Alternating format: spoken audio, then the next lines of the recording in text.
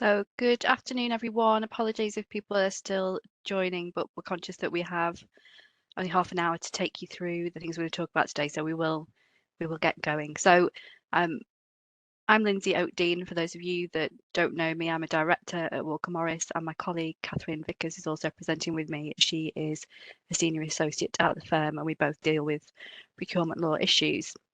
What we're going to look at today is we're going to look at the variation of public contracts and why you need to know about it. So we're going to jump straight in with that, and then I'll explain what we're going to go through with the rest of the half hour that we have. So most of you, I think, looking at the titles on your job titles, will be aware that under the UK regime at the moment, contracts which are publicly procured are subject to a regime of legislation. The current regime is the Public Contracts Regulations 2015, which largely brought into English law the European regime, and then post that, post Brexit and post COVID, there has been a move to reform procurement law, and there is a procurement bill that is going through. Now, under both regimes, you're only permitted to modify a publicly procured contract if it's done in accordance with those regimes, and if you don't, you're effectively the contract's treated as it being a new contract that hasn't been public procured, and you've obviously got a risk of challenge in those circumstances. Damages can be awarded, and the contract can even be rendered ineffective, which is clearly something that wants to be avoided. But it's something that can happen quite easily if contracts are being varied day to day without much thought given to the rules or what that might do to the validity of it. So it's important that you know about it. What we're going to aim to do today is to go take you through the current regime, and effectively that when you're allowed to modify a contract, and we generally refer to those as safe harbours or softenings under Regulation 2 of the Public Contract Regulations. And you'll see as you go through the slides that where we talk about a reg, we're talking about a regulation, and we're talking about the PCR 2015. And where we're talking about sections, we're talking about the anticipated impact of the procurement bill. So the procurement bill is part of this new regime that is coming in. It's still subject to change because it's only due to come in at the earliest at the end of 2023. We have been told that there will be 6 months notice before it comes in, so we will know. But it's still subject to change as it's working its way through Parliament, and also just to say that it is also going to be part of there's going to be secondary legislation which will supplement it, so there's still a bit of time for things to change, and for things not to be quite as we currently understand them. But what we're going to try and do is just give you a bit of an overview of how we anticipate it working, and how at the moment we think it's going to work to the best of everyone's knowledge, and just the issues that are coming up, and where we can see there might be issues and where we can see there might be some improvements. In addition to that, it's probably just worth making sure that you know what we're not going to be able to cover. So what we're not covering is we're not covering defence or utility contracts, which are also covered under the different regs, and then also under the procurement bill. We're not going to deal with light touch contracts, so that's ones where they've got particular social health or other aspects. We're also not going to talk about devolved arrangements or the exemptions generally, mainly just because all of those things are topics on their own.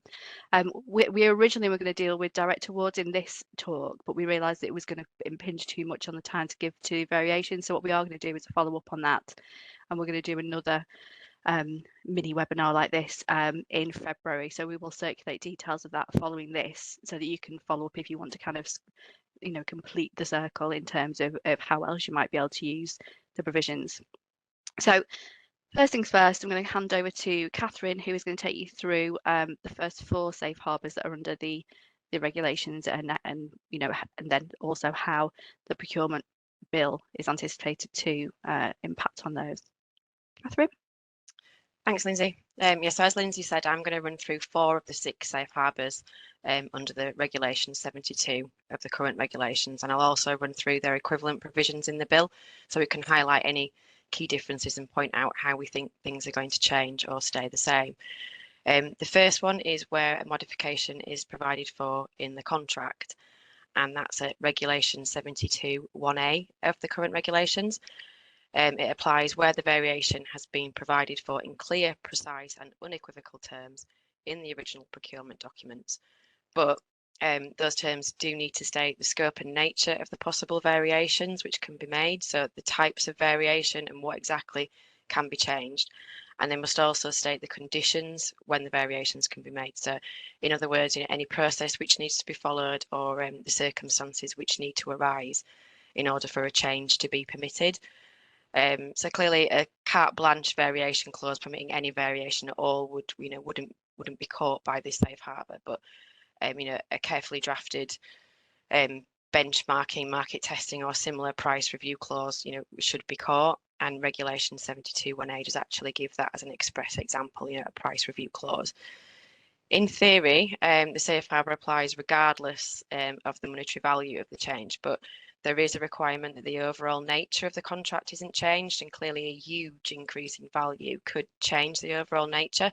But it does come back to what was envisaged at the outset of the procurement. That's what you're comparing it against to assess whether there's a change to the overall nature. You need to look carefully at the original procurement documents.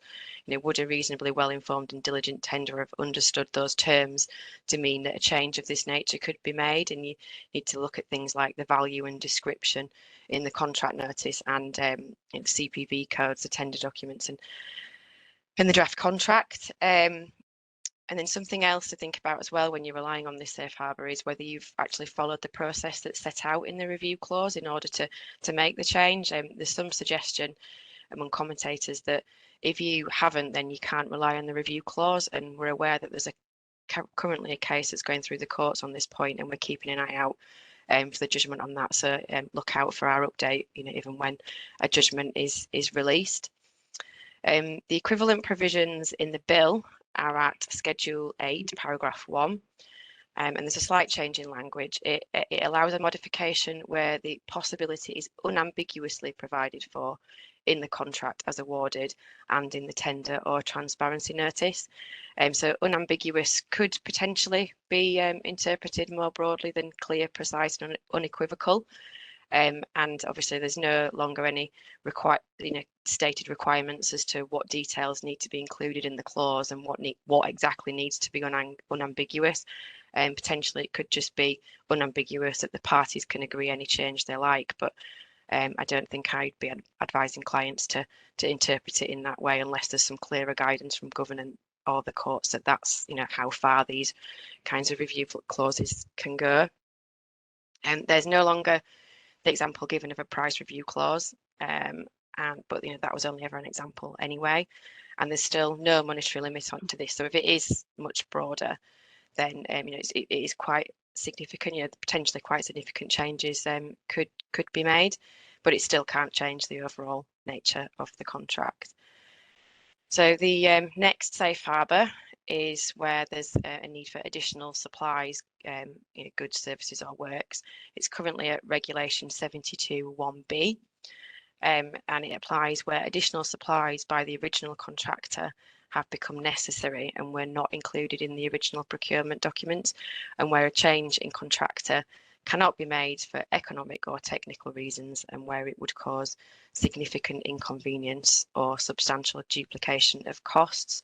So the example given in the regs is where a change in contractor can't be made because of issues with the compatibility of different parts in some kind of machinery or something like that, or software in a system. It has to be that specific type. There's no express need for the additional supplies to have been unforeseeable. Potentially the authority could have foreseen the need, but just not included any provision for it.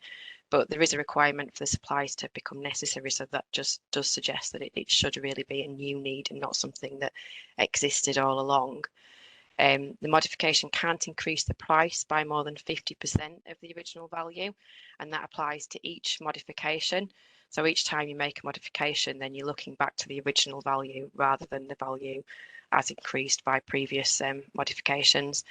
And this is express requirement that you can't make modifications under this rule with a view to avoiding the application of the regulations, and that's a kind of overarching principle generally anyway throughout the regs and throughout the bill.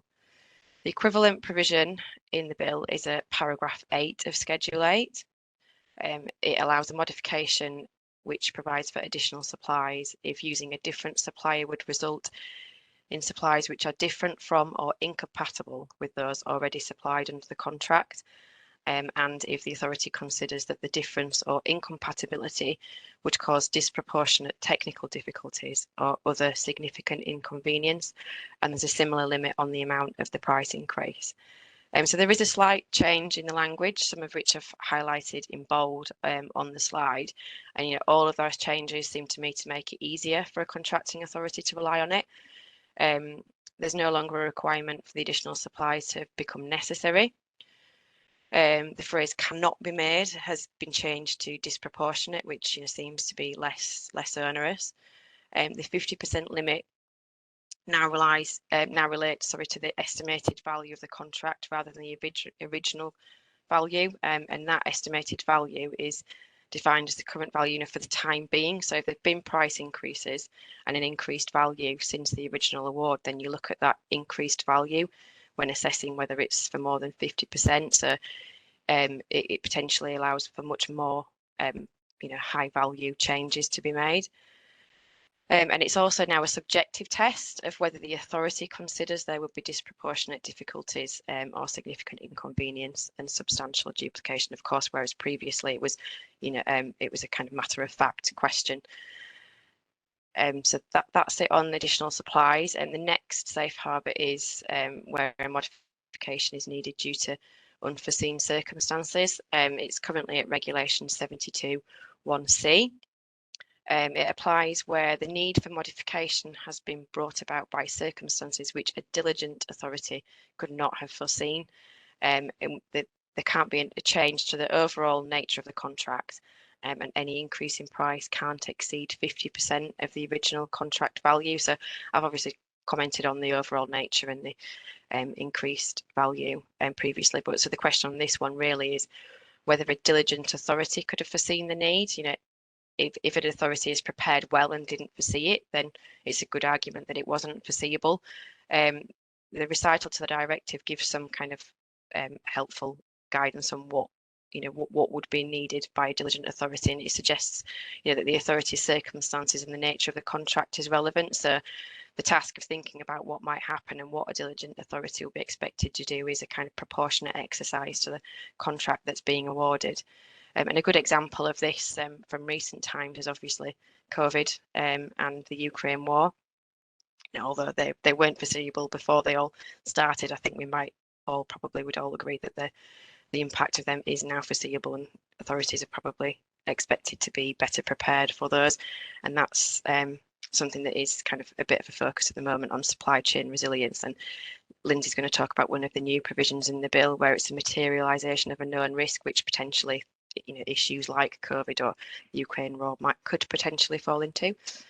And then the equivalent provisions in the bill are at paragraph 4 of Schedule 8. It applies where the circumstances could not have been reasonably foreseen before the award of the contract. So that's slightly different wording again. To me, being diligent somehow sounds more onerous than being reasonable, but I'm not sure in practice that it will be actually interpreted significantly differently. It's just a kind of change in overall tone, reflecting the government's intention to try to make procurement easier. So we'll see if it is interpreted differently or if there's any guidance that it's supposed to be different. And then also, again, it still can't change the overall nature of the contract, and the estimated value the increase in the estimated value can't be more than 50%. So the next safe harbour is where it's a replacement of a contractor. It's currently at Regulation 72(1)(d). This allows a replacement of a contractor where it's permitted under an unequivocal review clause or option under Regulation 72(1)(a). So, for example, when you're exercising step-in rights or something like that, you'll need to make sure that the requirements of Regulation 72(1)(a) are met. The key point is that the clause sets out the circumstances in which the contractor might be replaced, and those circumstances have arisen. It also allows the replacement of contractors in a corporate restructuring situation. So it allows for the universal or partial succession of a new contractor as a result of corporate restructuring, and it expressly gives examples on the slide as situations which would be covered. However, the new contractor must fulfil the original qualitative criteria, so they must have been able to participate in the original process at the outset. There can't be any other substantial modifications, and it can't be aimed at avoiding the application of the regulation. So it's designed to cover corporate transactions or insolvency situations, but case law suggests that it doesn't actually have to be the original contractor's entire business doesn't have to go across to a new contractor. It could just be a straightforward assignment following one of those situations, and that's actually made even clearer in the equivalent provisions in the bill, which are at paragraph 9 of Schedule 8. That they refer now to a novation or assignment rather than succession, and it needs to be to a supplier who is not an excluded supplier. So that's a change to the wording in the current regs, which refers to fulfilling the qualitative selection criteria. That's obviously much wider than not being an excluded supplier, because that's just one where a mandatory or discretionary exclusion ground apply, and they're specified in the bill, and they're quite general. For example, you've been convicted of a modern slavery offence or something along those lines, and they don't really assess the suitability of a contractor to perform a specific contract. So it seems to me that this does potentially exposes authorities to the risk of an assignment by a contractor to a contractor who couldn't have got past the selection stage, and who isn't really that suitable for the job. The assignment must now be required as a result of corporate restructuring or similar circumstances. So that word required is new. Whether it actually has any real meaning or effect, it remains to be seen. I'm not sure that it does, and then also the examples of merger and insolvency have actually been removed from the bill. So I think they potentially with a view to simplifying the language and making it broader, but I'm not sure that it actually really does that, because I'm not convinced that insolvencies and business sales would necessarily fall into the ordinary meaning of a corporate restructuring. So I think that's it on the first four safe harbours. Lynsey, I'm going to hand back to you. Thank you, Kathryn. So I'm just going to take you through the last two safe harbours under the regs. So this is the one that lots of people tend to think of when they think about modifications of contracts under PCR 2015, is where effectively you can't make an amendment if it's considered to be a substantial one. So under Regulation 72, you can make a modification if it's not substantial, and under that it's whether it's below threshold, so the original threshold for the contract. And then under Regulation 72(8), it kind of runs through what would be considered to be what is substantial, which we'll go through in a second. But in addition to that, you've got this overall overarching concept that also it mustn't alter the overall nature. And in particular, you'll see that that's very much kind of backwards looking. So the idea is that it doesn't alter the originally intended overall nature of the contract. So under Regulation 72(8), we've got a kind of list of what would be considered to be substantial modifications in which aren't permitted. So the things that would be considered substantial are where the contract is effectively materially different as a result of the modification. So if you look back at the procurement documents, the original, and you look at that, and the changes made it materially different from that, that's not going to be permitted. In a kind of overlapping but separate ground, you've also got where it has an impact on, it would have had an impact on the initial procurement. So if you've got a contract where the modification, if it had been included in the original procurement documents, would have allowed more people to participate, would have changed the type of participant, would have made it more economically attractive to the bidders, then again, it's likely to be substantially not permitted. Again, we then come back to this kind of economic balance test, and this kind of way of looking at, what impact does this modification have on the contract, which is kind of mirrored in some of the earlier safe harbours, and where it would have changed the economic balance in a way that was not provided for in the original contract. Again, it will be considered substantial, and you can probably tell from the way that's worded that whilst it gives some help, it's really kind of open to interpretation. And with all of these safe harbours, generally, particularly under the regulations. It's worth just noting that whilst we're going through what the regulations say, there's a whole raft of case law that sits behind these regulations where people have challenged and where it's been, the courts have attempted to make sense or to put interpretations on these different rules in the particular circumstances in which they're being assessed.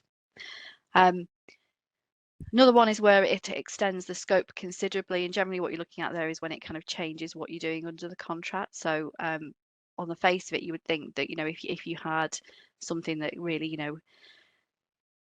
increased the amount of work under a contract or double the amount of work under the contract, automatically you would think that extends the scope of the contract considerably. But actually the case law shows it's not that clear, and in some circumstances where you would think that might, that must have been an extension of the scope, look at the value and all the rest of it. Actually, it's not always the case, and sometimes you'll find that the courts look back to the original procurement documents to say, well, actually, this was always there, so it's not really an extension of the scope in these circumstances. So it can be quite tricky. And then the other change that would be substantial under the existing regs is where there's a new contractor, and that kind of ties back into what Kathryn was saying about the when you can change the contractor and how that feeds into the new regs as well. So in terms of the procurement bill and what we're expecting, as with all of this, the idea is to try and make things simpler. So it provides some guidance in that, it refers to materiality. And if we just go through there, so substantial modification under the procurement bill will be if you've got an over 10% increase or decrease to the term of the contract. So this seems to be trying to make it easier to kind of extend a contract or to decrease it, but only up to a certain amount. And in some ways it's a little bit arbitrary because, a 10% increase to a long-term contract is quite different to an increase to a much shorter term contract. But overall, it's not really clear what the impact, why should those two impacts be treated differently?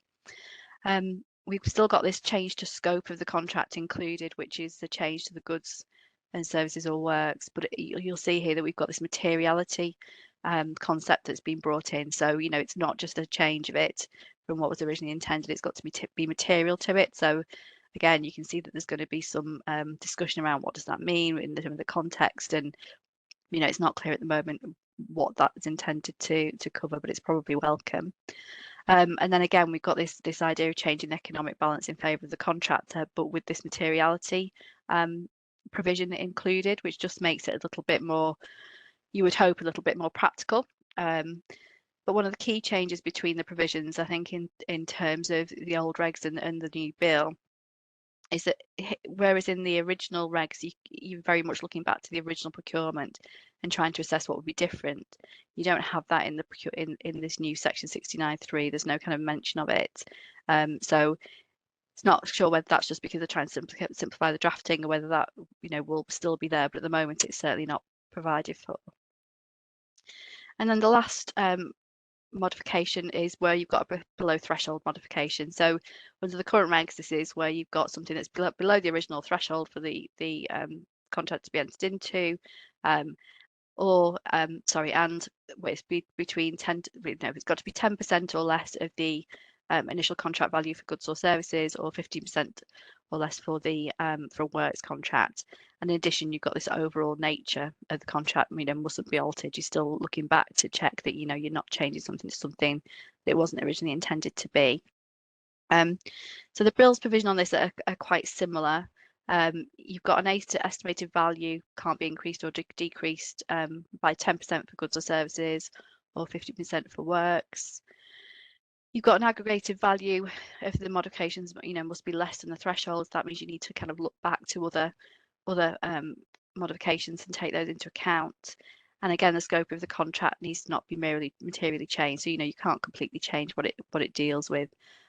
So it again refers to the supply of goods or services or works, and it can't be to cover a kind that weren't originally provided for under the contract. And then just as a kind of catch-all really as well, it needs to be not substantial or permitted by Schedule 8.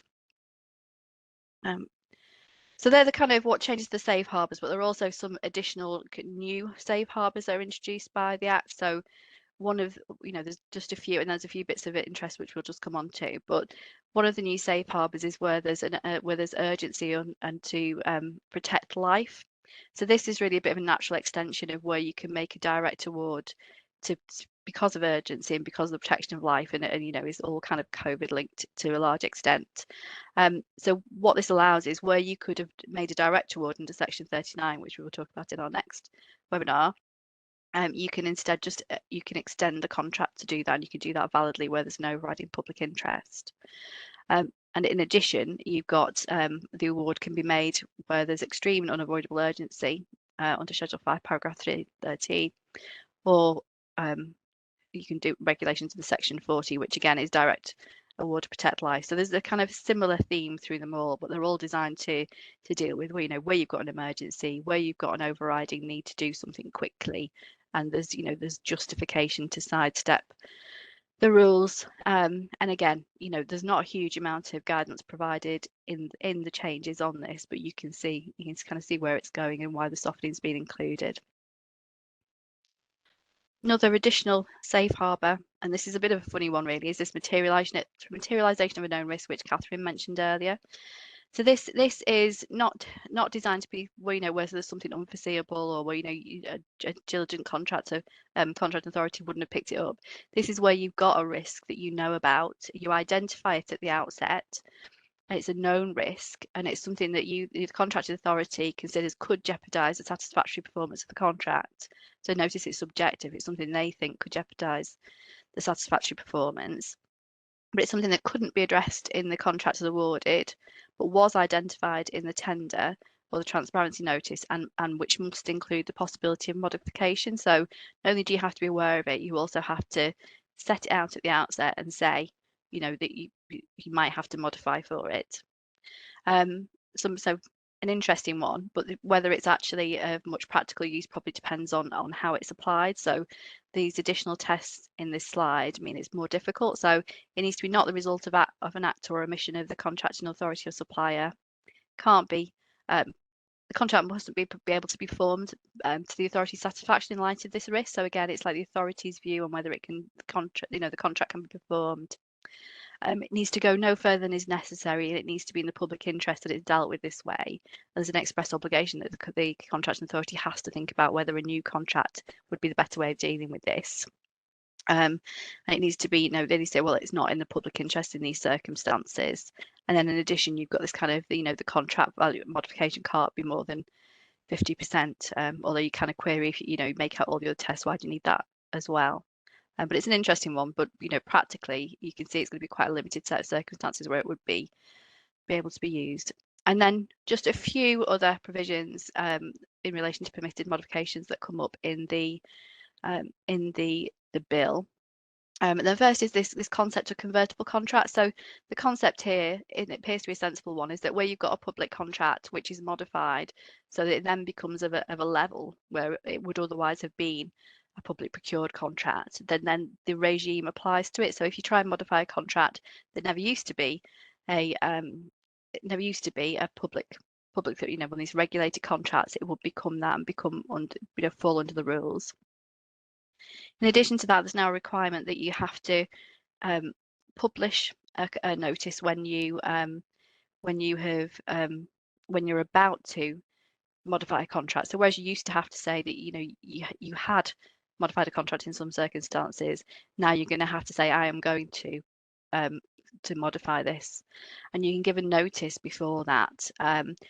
So at that time, you can actually decide to put a standstill period in there, which can be no less than 8 days, and you can say, I'm going to do this in this amount of time. Here's the standstill period, and if that expires without challenge, it's a little bit like a VET notice used to be. It provides some protection, not against damages or anything like that, but against ineffectiveness. Another change is that if you've got a modified contract and the value of it is over 2 million, then you not only have to say that you've got a contract change, you also have to modify your contract. Publish your modified contract as well.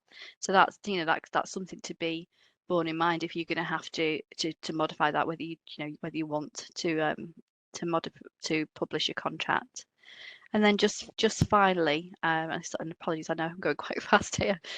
There's also an implied termination right. So there's a whole list of implied termination rights that contracting authorities will get in the procurement bill, and one of them is where the contracting authority thinks it's been modified in material, the contract's been modified in material breach of the Procurement Act. So it's quite an unusual one, because you kind of think, well, if the contract's been modified, surely you must have agreed with that contracting authority for it to be a valid modification. But then to have the right to terminate it on that basis seems a little bit odd. But there we go. Our next slide is questions. I'm conscious that we're slightly over, but we'll just take a couple of quick ones, Kathryn, if you come up with some. But what we will do is we will answer any other ones that we don't answer now. We'll drop direct emails to make sure that you're not kind of sat there with a burning query. Kathryn? Oh, you're mute. Sorry. So yeah, I've just picked out a couple of the easy ones so we can deal with them quickly. And as Lynsey said, we'll pick up some of the other ones offline. So the first one, what information do you need to include in the contract change notice under the bill? I think as it stands, it's not really clear. All it says is that you've got to publish the notice saying that you intend to modify, and then it talks about information required by regulations. Section 88 of the bill actually talks about regulations being made generally for various reasons under the bill, and the government has said that it's working on the secondary legislation, that will implement those regulations. So, and hopefully they'll all be ready at the same time, and everything will come into force at the same time. So we should have some clarity by the time you need to take any of these steps. And then just another quick one, the price review. What is a price review case called, please? And it's James Waste Management and Essex County Council. But I think we've probably gone over enough now, conscious that it's lunchtime. So I think we probably should say goodbye, but we will be sending out a link shortly for the webinar that Lynsey mentioned on direct awards. So make sure you sign up to that, and we'll also be publishing some updates on the bill when we get a date for when it's coming in, to make sure that we're up to date on all of that. And also, if you do have any questions and you've not managed to get them in the Q&A function, then our contact details are on the slides, which I think will be going out afterwards. So just feel free to get in touch with us. And yeah, I think that's it. Thank you very much. Thank you, everyone.